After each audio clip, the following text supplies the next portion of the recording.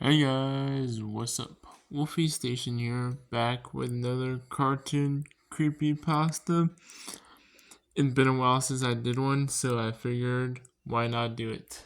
So, today we are gonna read Between the Lions.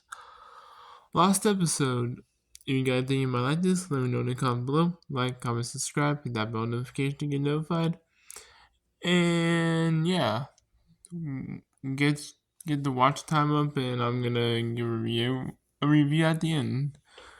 With that being said, let's get into the video. Were you afraid of the boogeyman as a child? The nightmarish entity that's life goal is to scare the vicious out of bad children? But you may have not heard about this one. It may sound crazy, I know, but after my experience, I may never look at myself as a normal person. My family and friends never believed me though, calling me confused, a liar, etc. Maybe I was only 10 at the time. I live in a neighborhood that you may have seen in old 50s movies such as Grease, with my younger sister, Emily, and my dad. Our mom was sometimes at work till 10 o'clock. I was watching Sesame Street with Emily till we saw a bumper of a new show, Between the Lions. Between the Lions is basically a show similar to Sesame Street, but it was about how to read and spell. We once watched an episode about a book titled Dobby Yo-Yo, but what I saw seemed bizarre. The characters who played the lions were acting normal, but everything around the lion family was indescribable. Humanoid lizards crawling on the walls, pale bald people, spider walking down the stairs and across the halls. Men in dark hooded robes stood with the children as if they were their teachers. Emily asked me about the hooded men and creatures. I told her that it's probably just a Halloween episode. However, after checking the calendar, I saw that it wasn't October. I thought this must have been a rerun. Suddenly, as I was about to walk into the living room, I heard Emily call my name. Kyle, what does these words mean? I looked and saw the cub's parents, Theo and Cleo, saying or spelling words such as fire, blood, murder, destruction, and evil. However, they simply explained what the actual words are. I was unnerved by this. So, I went to change the channel to Emily's dismay, but noticed something which caught my attention. The set was similar to our library that was right across my home. I thought that the library was usually CGI and not real. However, it appeared as if this episode was actually filmed in my hometown library. That's not even the scary part, because as I looked through the window, there were children playing in my neighbor's front yard.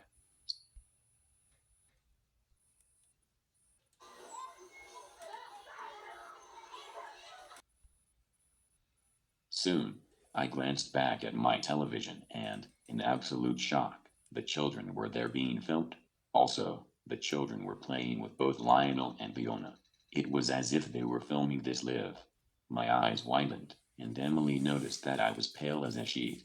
She asked me what's wrong, and I already started to breath heavily, feeling my chest go up and down. I told her to go in her room and watch SpongeBob. She nodded and went to her bedroom. What was going on? Why are there children at the library?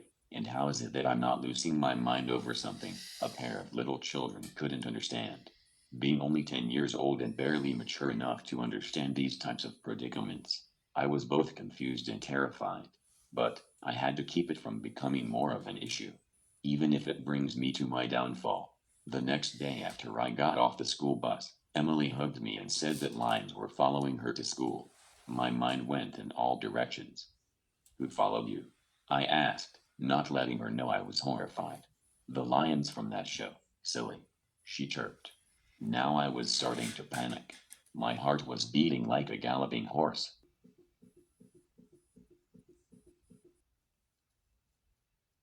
I started sweating bullets, and I was on the verge of breaking down into panicked screams. Cause now she was telling me what sounded like something that a madman would say at an insane asylum. But, thank heavens this was going inside of me, because I didn't want to frighten her and let her know this was a very disturbing situation. Emily and I went inside, and she was already started watching Between the Lions. Soon, I witnessed something that made my blood turn cold. It showed the four puppets inside my own house. Also, I was in frame. I looked at the TV and back at where the cameraman would have been. I ran out of the house screaming for my mom and dad as they pulled in the driveway, tears in my eyes. I was literally going insane. However, I knew that I had to be strong for my family. And most of all, I had to be strong for Emily. But who's going to be strong for me? I had no other choice but to ward off this entity that's stalking Emily at school and scaring me to death. Later that night, I crept out of my house and ran to the library with nothing but a flashlight. I remembered the people who owned the library locking the doors and windows. I might have regretted doing this, but I had no other option. I picked the lock and entered the front door. Good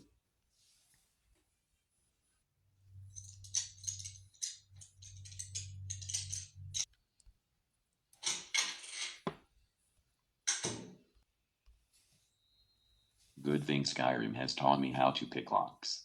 I searched throughout the entire library and found a mysterious book upstairs in the middle of the children's section.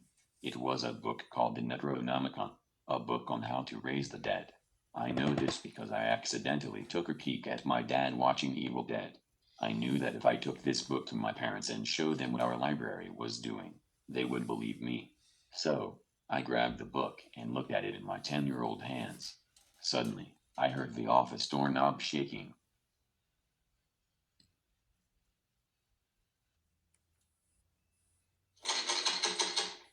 So, I turned and called out, "Who's there?" Every fiber of my being froze in unimaginable fear. The door slowly creaked open. The door slowly creaked open, and I heard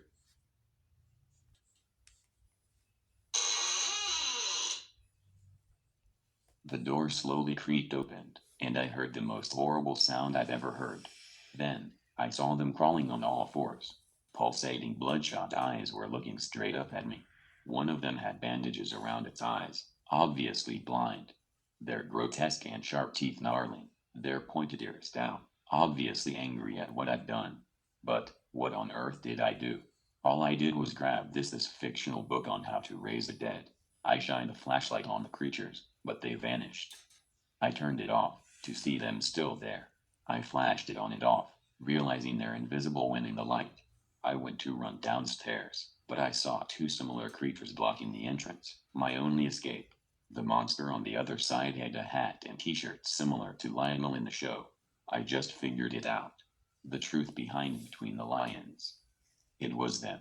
These things I was confronting. This was them. The lions in the show. In the show, the lions were little puppets. But, in real life, it was their little game of Russian roulette with reality. They were brainwashing us, tricking us into becoming their victims before killing us or eating us. The meats that the puppets were eating. Those were parts of children. I didn't want to think that I did. I did not want to think of something like that. I just couldn't. My childish mind was too feeble for such nonsense. I wanted out of this hellish library as fast as I could, but I was stuck in one place, too scared to move. Then, I felt the blind creature grab my shoulders from behind, biting into my shoulder. I let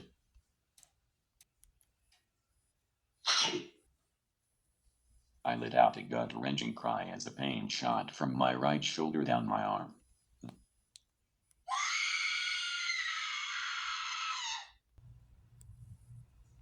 The thing that's supposed to be Lionel let out a demented, clown-like cackle.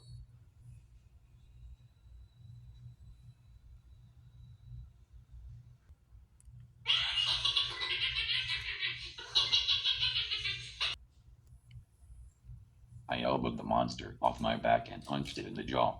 I ran downstairs, past the two monsters, slammed the door shut and ran home. I was beginning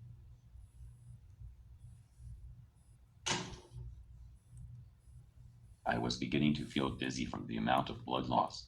So, I tried crying out for mom and dad. I thought I wasn't going to make it. Eventually, I collapsed in the middle of my front lawn and blacked out. I woke up in the hospital and heard Emily chirping, "Look, mommy. He's waking up." "Emily?" Question mark, I asked quietly. "Kyle, thank God," my mom said with tears in her eyes. "I'm glad you're okay. Thank you, doctor." My dad smiled, shaking hands with the medical professional. He was happy that I was going to make it out alive. "Where did you find this weird book?" my dad asked. I looked and saw the Necronomicon in my dad's hand. Ooh, I was in the library last night. With that said, I told them everything, but they wouldn't believe me. They said that the librarian told them that I was breaking into the library and stealing a book. Also, I was attacked by a guard dog that was just doing its job. However, I knew that these creatures were no guard dogs. Some of the things I saw were standing on their hind legs and doing movements that I recall as marionette like, and they didn't run towards me. Instead, they were flown towards me, as if hands were inside their backs that made their facial movements. This reminded me of the new IT movie, like how horror movie reviewers described Pennywise was puppet-like in Bill Skarsgård's performance. Because of my traumatizing experience, I might as well be in the new IT movie. Those creatures I saw in the library on the night were just like the new and improved Pennywise. Maybe worse than Pennywise. I didn't know what happened, or how nobody saw what I saw. I grew up paranoid and skeptical of that library. So, I moved out of that town and ended up living in my suburban home in Newport News, Virginia. I still watch Between the Lions on YouTube, but after what happened during my childhood made me think twice about things. Let this story be a warning to all of you out there reading this. Be extra careful about what you watch on PBS Kids. They may be cute and harmless to kids. However, dark secrets sometimes lurk behind their innocent disguises. Maybe the last thing you'll ever think about is Abiyoyo. That was a good story. My rating on it would be like an 8 out of 10 because the scary sound effects did make a really good impact on the video. So I hope you guys enjoyed that. If you guys have, like, comment, subscribe. Let me know what you think about my new intro and outro. Anyway, thanks for watching. I'll catch you on my next video. Peace out.